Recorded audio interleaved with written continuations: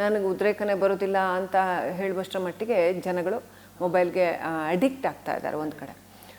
ಮತ್ತೊಂದು ಕಡೆ ಸಹಜ ಜೀವನದಲ್ಲಿ ಹಾಗಿರೋದಿಲ್ಲ, ಸಹಜ ಜೀವನ ಸಹಜವಾಗಿರುತ್ತೆ. ಸೊ ಇದು ಈ ವೈರುಧ್ಯ ಸಮಸ್ಯೆನ ಉಂಟು ಮಾಡ್ತಾ ಇದೆ ಅಂತ ಏನು ಹೇಳೋಕೆ ಬಯಸ್ತೀರಿ?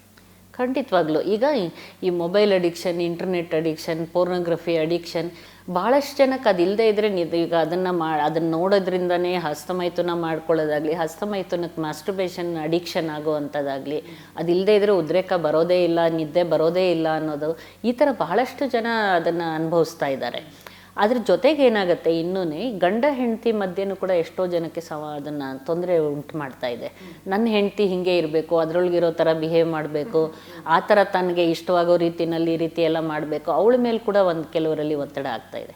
ಅದೇ ರೀತಿ ಹೆಂಗಸರಲ್ಲೂ ಕೂಡ ಈ ಪೋರ್ನೋಗ್ರಫಿ ಇದನ್ನೆಲ್ಲ ನೋಡಿದಾಗ ಏನಾಗಿರುತ್ತೆ, ನನ್ನ ಗಂಡ ಈ ರೀತಿ ಇಲ್ಲ, ಅವರ ಜನನಾಂಗದ ಗಾತ್ರ ಈ ಥರ ಇಲ್ಲ, ಅಥವಾ ಅವ್ರು ಇಷ್ಟೊತ್ತು ತನಕ ಸಂಭೋಗ ಮಾಡಲ್ಲ, ಇದೆಲ್ಲ ಒಂದು ಅನ್ರಿಯಲಿಸ್ಟಿಕ್ ಎಕ್ಸ್ಪೆಕ್ಟೇಷನ್ ಅಂತ. ಒಂಥರ ಅವರು ನಿರೀಕ್ಷೆನೇ ಕೂಡ ಸರಿ ಇರೋದಿಲ್ಲ.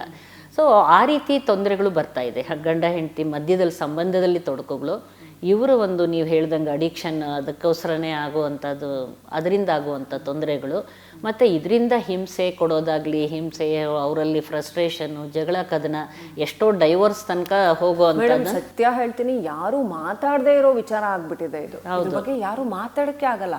ಈಗ ಏನಂತ ಮಾತಾಡ್ತೀರಿ? ಯಾರ ಹತ್ರ, ಹೊರಗಡೆ ಮನೆಯವ್ರ ಹತ್ರ ಹೇಳಕ್ಕಾಗಲ್ಲ, ಫ್ಯಾಮಿಲಿ ಮೆಂಬರ್ಸ್ ಹತ್ರ ಬಂದಿರೋ ಪ್ರಾಬ್ಲಮ್, ಹತ್ರ ಹೇಳ್ಕೊಳಕ್ಕಾಗಲ್ಲ, ಡಾಕ್ಟರ್ ಹತ್ರ ಹೋಗಕ್ಕೆ ಏನಿದೆ, ಇದಕ್ಕೇನಕ್ಕೆ ಡಾಕ್ಟರ್ ಹತ್ರ ಹೋಗೋದು, ಡಾಕ್ಟರ್ ಹತ್ರ ಹೋಗಿ ಏನು ಮಾಡಬೇಕಾಗಿದೆ ಅಂತ ಅನ್ಸ್ಬಿಡುತ್ತೆ.